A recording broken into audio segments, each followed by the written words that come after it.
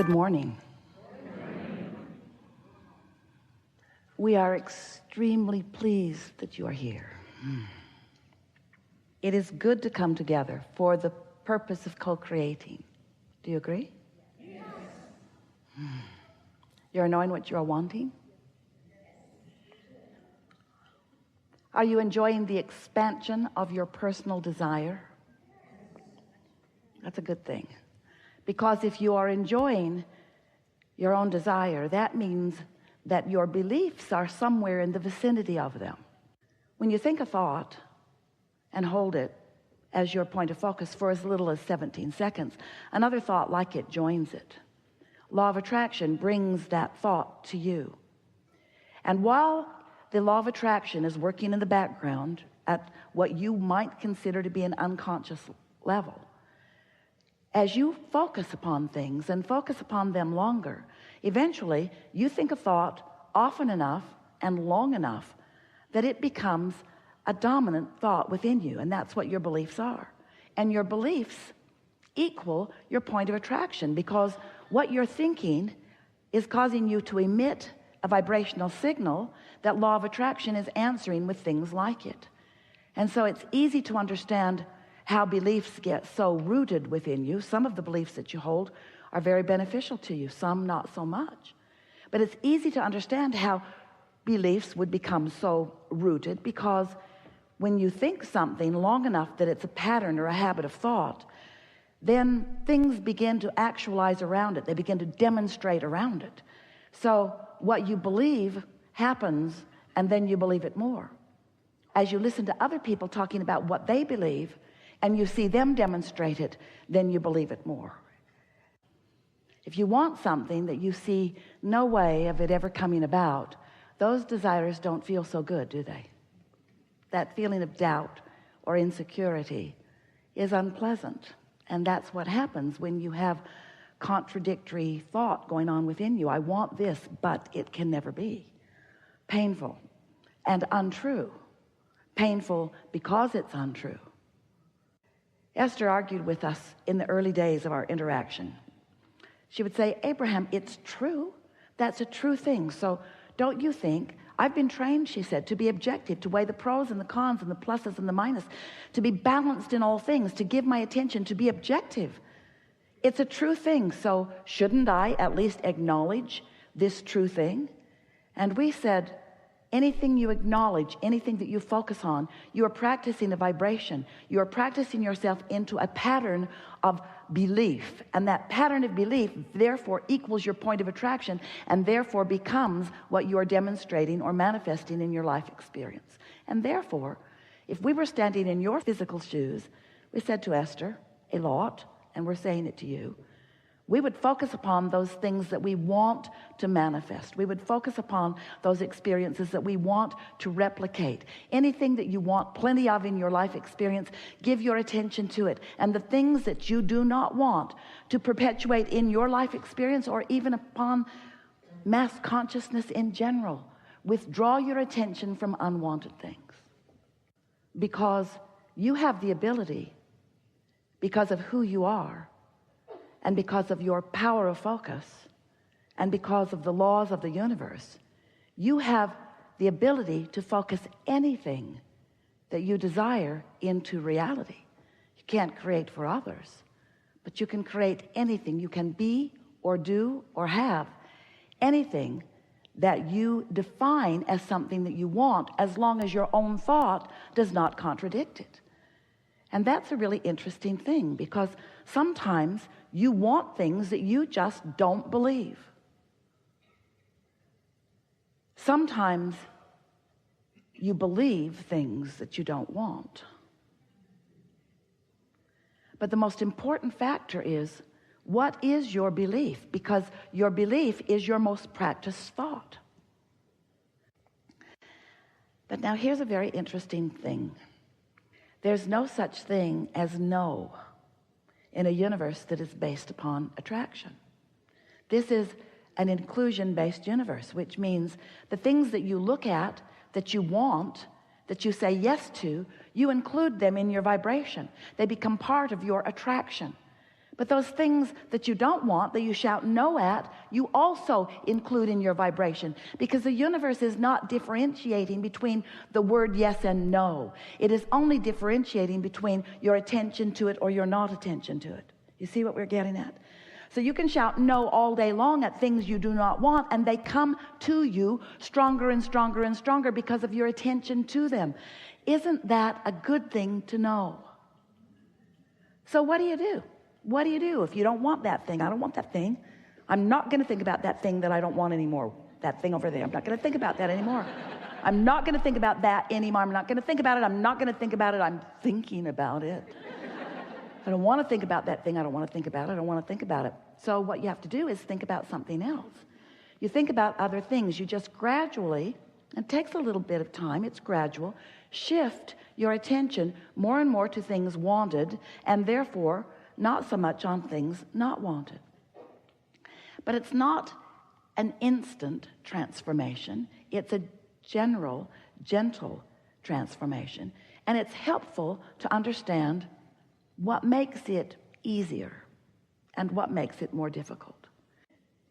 The best momentum story we have, Esther was amazed when she first saw the streets in San Francisco.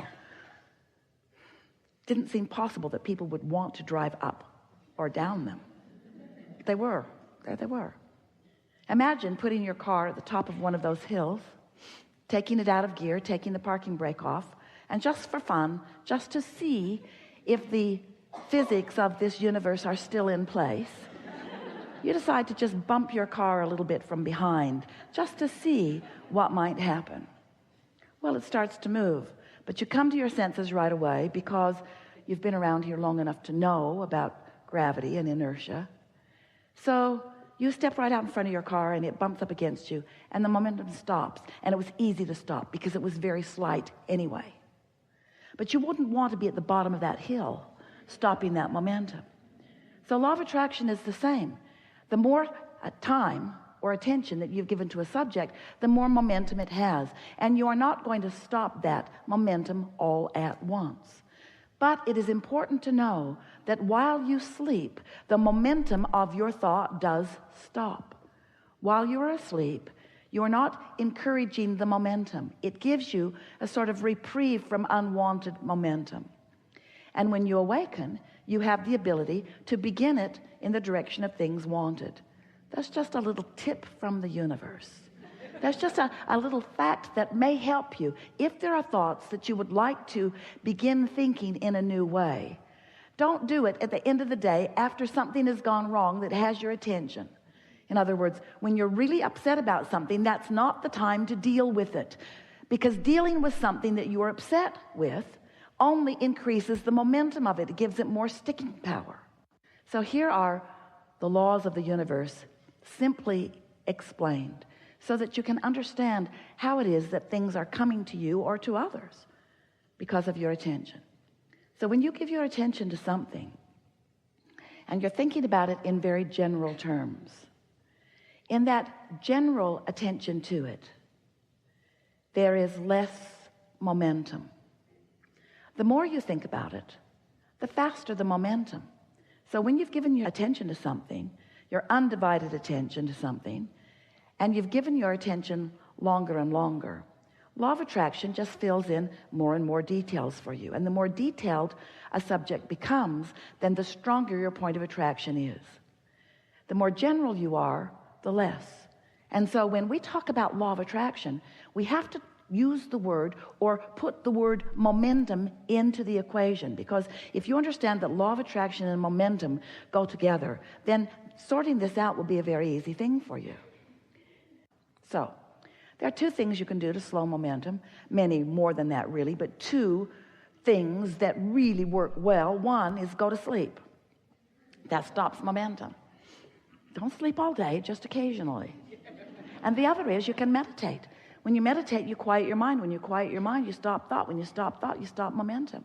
Gives you an opportunity to come into alignment with who you are. And there is one more very important thing that we want to say to you. You are source energy in these physical bodies. Do you know that? There is a trajectory, there is a momentum of well-being that is very powerful, that without knowing it, you've been practicing hindering with contradictory thought. So when you meditate, what happens is you quiet your mind, and your natural trajectory, your natural momentum then can have more effect in your experience. It's like, imagine a cork bobbing on the surface of the water. That's pure positive energy. That's absence of resistance in this analogy. Now you can hold that cork under the water. I don't have enough money, or I'm really mad at that guy, or that person did something inappropriate, or I don't like the way you spoke to me, or I don't like the way that came down, or I don't like what's happening in government, or I don't like what's happening, or I don't like what my children are doing, or. You can hold that cork under the water in disapproval of something, in negative attention to something.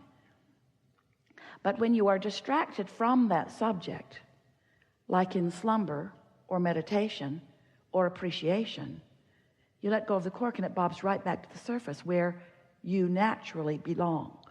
Some of you have been listening to us for a while, yes? And you've been hearing us talking about law of attraction and how powerful it is, and how there's no exclusion. And even though there's a war against drugs, and a war against cancer, and a war against teenage pregnancy, and a war against, and a war against, and a war against, a war against poverty, a war against, the war against terrorism, a war against, all of those things are just getting bigger and bigger and bigger and bigger. Not one of those wars against anything is making anything smaller, because there is no exclusion. You cannot push it away. You only bring more of it to you, you see. And so the key to the happily ever after that you're wanting, the key is to clean up your focus. But you can't just all of a sudden stop thinking something that you've been thinking, because the law of attraction is bringing thoughts to you like the ones that are most active. So you've got to find ways of deactivating what you don't want by going general, and activating more and more what you do want, becoming more and more specific. You see what we're getting at? If you find yourself in the middle of a conversation about something that you do not want, stop talking about it as soon as you can. That helps. And in time, you'll stop talking about it, you'll stop thinking about it, you'll stop attracting it, you'll stop being part of that. Your point of attraction will shift. And that's really what we want to talk about here today. So what we're wanting to say to you is that while you do, everyone does, you have some beliefs that are not serving you. The source within you knows who you really are and what you really want. In other words, all day, every day, as you sift through the contrast of your experience, you are launching these rockets of desire. I don't want to be rude. I want to be kind. I don't want others to be rude. I want others to be kind.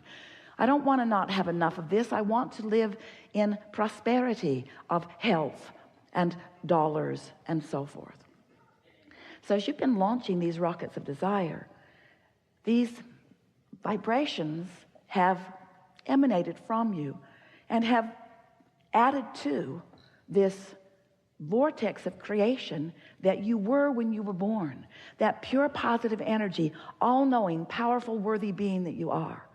When you made the decision to come into this body, you didn't come to fix things that were broken. You know there were not any broken things. You came for the joyous experience of joyful expansion. And so there was a trajectory, there was momentum. We call that your vortex. It's this vibrational reality that has the potential of manifesting, but you have to, in your conscious awareness, be in a vibrational place that is in harmony with what's in this vortex. We've enjoyed this interaction more than words can explain, and we want you to know that these thoughts have never been before unto all of the universe. We've stepped into new places as a result of who you are. The universe has expanded as a result of this combination of thoughts and desires and beliefs. This expansion is what we all live for. In other words, we are eternal beings, all of us. We will never cease to be. And since we never cease to be, there's no place we're trying to get. All of that we think we're going to, you especially in your human form, is because you think you will feel better in getting there. But once you get there, then there'll be more and more and more and more and more. And so what we want you to leave this gathering really feeling, and you're in a place where you can get it easily, is that in all of all that is, there only is and only ever has been and only ever will be right here, right now.